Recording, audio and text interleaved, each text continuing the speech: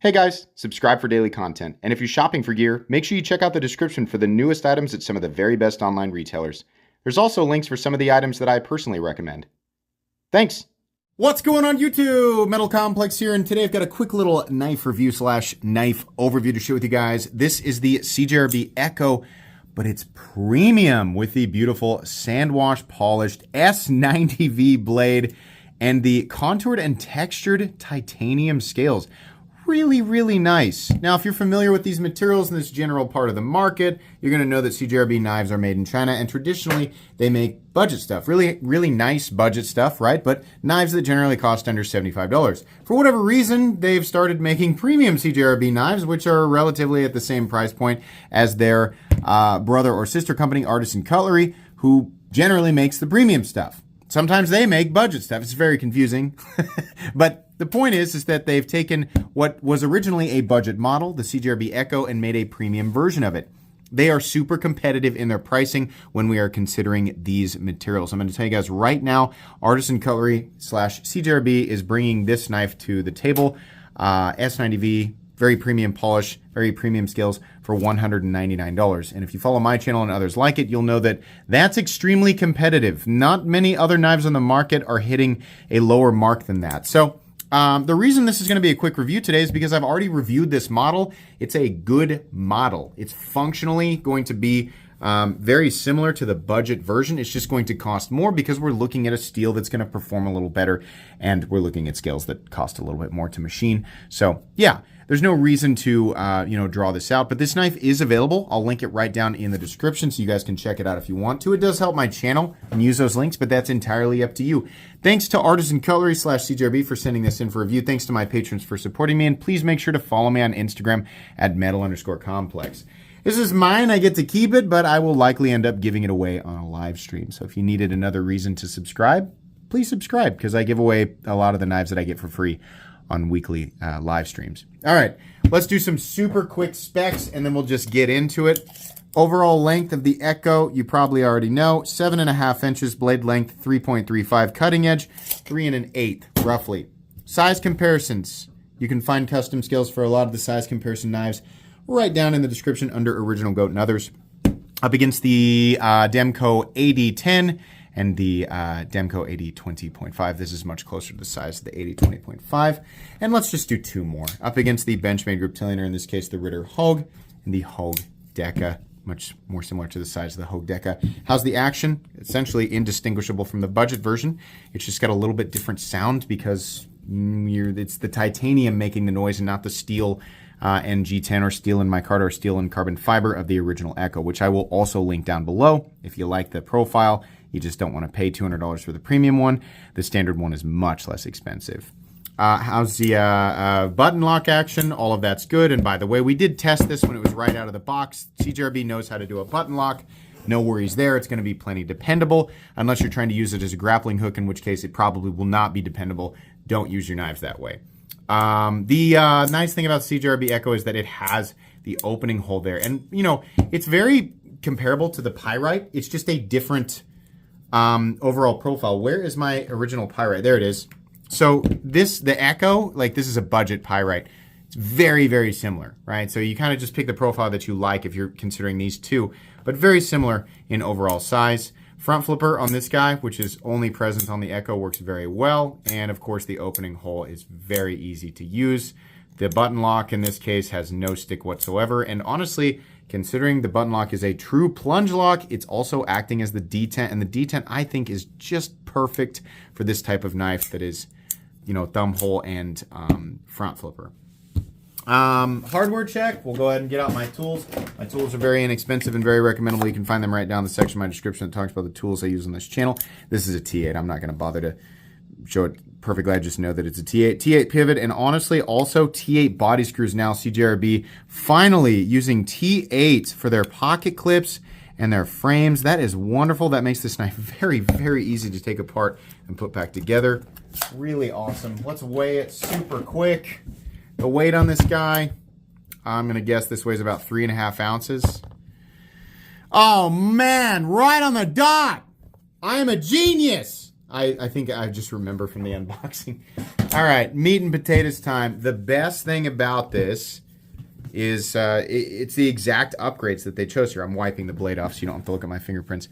The sand polish that Artisan Cutlery / CJRB does is really, really nice, and it looks way better than a boring belt satin finish. Look at it compared to this 8010.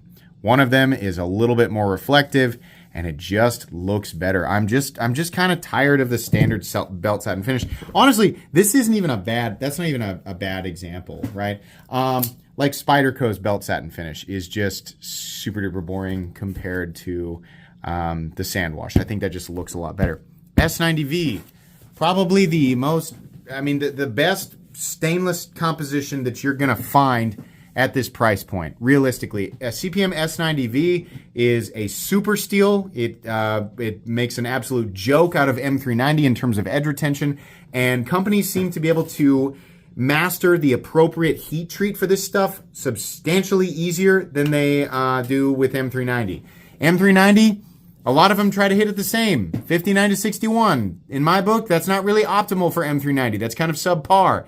As it turns out, though, S90V, its optimal range actually is right around there, 59 to 61, and it will outperform M390 at the exact same hardness. So, pretend with me we have another CJRB Ekko that's premium.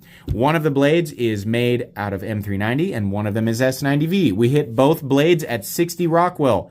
The S90V will outperform the M390 in terms of edge retention by quite a ways, I think. What is it? Somebody help me. I'm not a metallurgist. I don't make or heat treat blades or anything like that. Just read, right? Use pocket knives for generic stuff. I want to say it's like 25% better in terms of edge retention. Now, it's not going to have the same level of corrosion resistance. It's still a stainless steel, but not quite as good as M390, right? And it might prove to be slightly tougher to sharpen. That's circumstantial, though. That depends on the hardness, the geometry at the cutting edge, the tools you're using, blah, blah, blah, right? Yeah, in terms of toughness, relatively similar in my experience.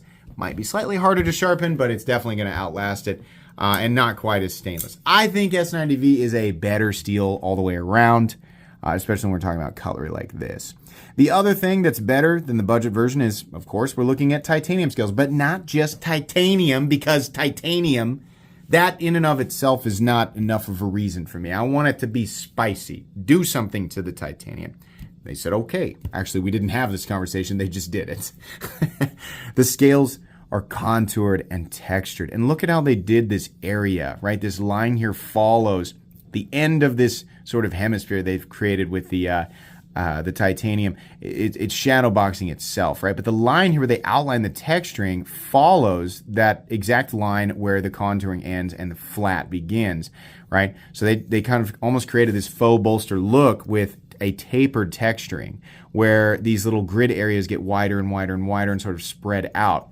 Now, not only is this visually appealing, it creates meaningful traction. So your fingers landing in the zones, you can actually feel it. There's traction there, not so much that it's going to bother you or eat up your fingers or anything or fray up your pockets while you're pulling this thing in and out of your pocket. It is right on top of the texturing, but it's not bad. It's a good improvement, right? I would like to see this offered as an option, at least, for some of their budget stuff. A lot of the budget stuff just looks like this, and that's fine. But an option to have texturing on the budget stuff would be really, really great. I'm just a gigantic fan of that. Lefties, you cannot mount this for lefty carry. That's a bummer. They really should have milled these out for lefty carry, but they did not. Outside of that, the blade is the same. We have this really nice generic sheep's foot blade with a nice swedge. It's got a nice final cutting bevel. And the Ekko, the geometry of the Ekko blade is very, very slicey. You're definitely going to be able to slice paper, cardboard, whatever it is that you're cutting. It's fine. And you know what? You can reprofile it, resharpen it, right? Do whatever you want with it. But generally speaking, I mean, the blade stock thickness, I'm not going to measure it. It's actually, you know what? Let's go ahead and do it because I didn't do it earlier on. I want to say it's pretty darn thin. It's like 115 thousandths or something like that. Maybe 110. No, it's even thinner than that. It's 102 thousandths. So it does taper down to a nice, thin apex there. Not a massive, flat, Little bit of a swedge, right? Still have a nice tip. Just pretty much ideal for EDC. There's enough blade there to tackle most common tasks, but it's not so big that you're carrying too much knife. The CJRB Ekko really does kind of exist in the shadow of the Pyrite. The Pyrite is, it's not even an argument. The Pyrite is definitely more popular than the Ekko. But if you look at the Pyrite and you're like, that looks like everything else that exists on the market, I want something a little bit different with the same level of, you know, the right level of utilitarianness. Not the most poetic way to put it, but there you go. Yeah, and then this is the right option for you. A lot of people say that the Ekko is just flat out better than the Pyrite, and the Pyrite just gets all the attention because it's a more digestible knife aesthetic. And that might be true, right? I think both are excellent. And the fact that they're willing to create a premium version of the Ekko for people who love it and just want something nicer in their pocket, and to do it so well, I just think is fantastic. I'm just so confused as to why they did a symmetrical generic popsicle stick style clip if they're not going to make it mountable for lefty carry. Generally, when we have a pocket clip like this that's not unique to the design, it's just a generic, like, proven functional clip for the majority of people. The reason they do these and then they make them symmetrical, right, is so that they can mount them to the other side, but they didn't do that. So that's weird. There's a little bit of a miss there.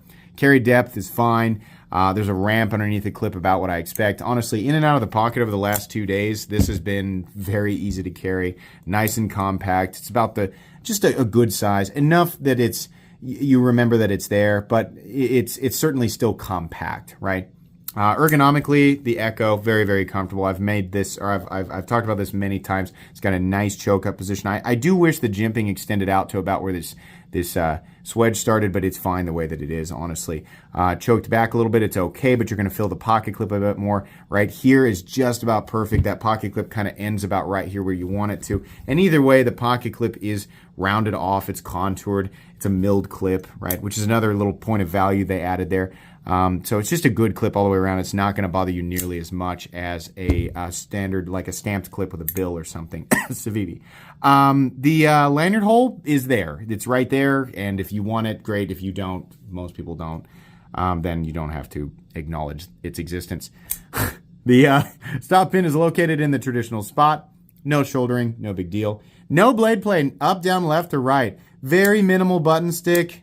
You're not even going to notice it. That's just to be expected with button locks in general. No pivot lash, very consistent, smooth action. And like I said, it's not a heavy detent, but it's the appropriate detent considering you're working with a front flipper and a kind of a narrow opening hole there.